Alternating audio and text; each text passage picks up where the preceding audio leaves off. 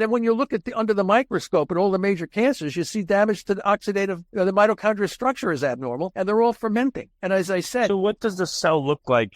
What is this continuum of normalcy to, quote unquote, the labeling and the attribution that you're now a cancer cell and you can't do OXPHOS? Like, what does a cell look like along this pathway of degradation or along this epigenetic pathway? Like, is there a sudden switch that has been observed? Is it a gradual lessening of OXPHOS and increasing of fermentation until it reaches this no turning point? Like, what happens?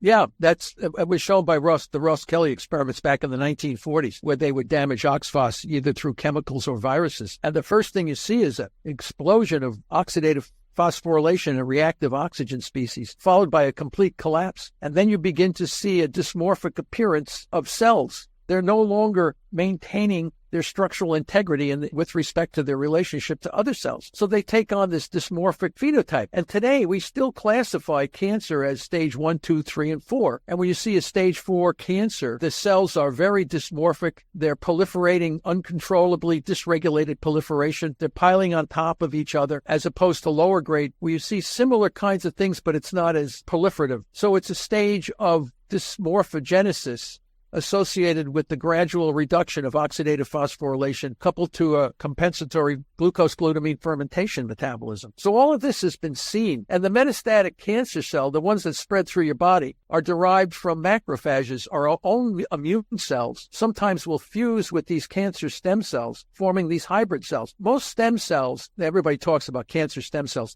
they proliferate like crazy, but they cannot metastasize or spread until they fuse with a macrophage, which already has the capability of spreading around naturally in our body. So all these metastatic cancer cells are fused hybrids between cancer stem cells and macrophages. They're fermenting like crazy, and they're very difficult to kill. If you know their biology, they're not hard to kill. But if you think, we're going to have to irradiate and poison people to stop that, this is all nonsense. If you understand the biology of what the process of metastasis actually is, metastasis, then you know how to kill these cells just as effectively as you can kill any cancer cell. So what makes macrophages? It sounds like almost like a viral activity. A cell, I guess, fuses with a macrophage, but it also takes over its cellular activity. And this new cell now is at the behest of the original one and not the macrophage.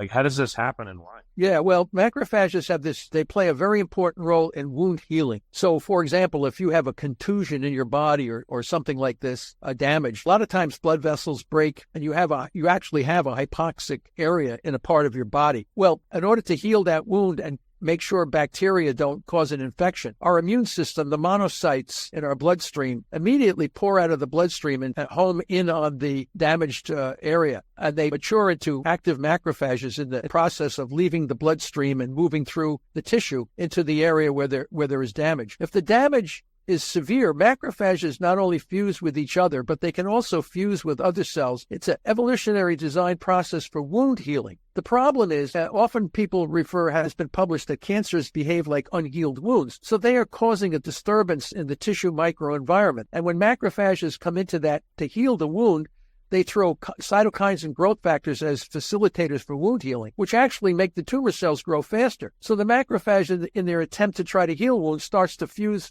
with some of the cells in the microenvironment. So the macrophages pick up the abnormal mitochondria from the stem cells, thereby giving the macrophage locked into a fermentation metabolism and dysregulated in its growth, because the mitochondria control the regulation of the growth. So now you have a cell genetically programmed to enter and exit tissues and live in the bloodstream, suppress the immune system because it is the immune system. So now you have this cell running wild, a rogue macrophage, sucking down glucose and glutamine, and can move to various organ systems. If you have a liver or a breast cancer, can metastasize and spread to the liver, the brain. In other words, I know the biology of what these cells are, and they can't live without glucose and glutamine.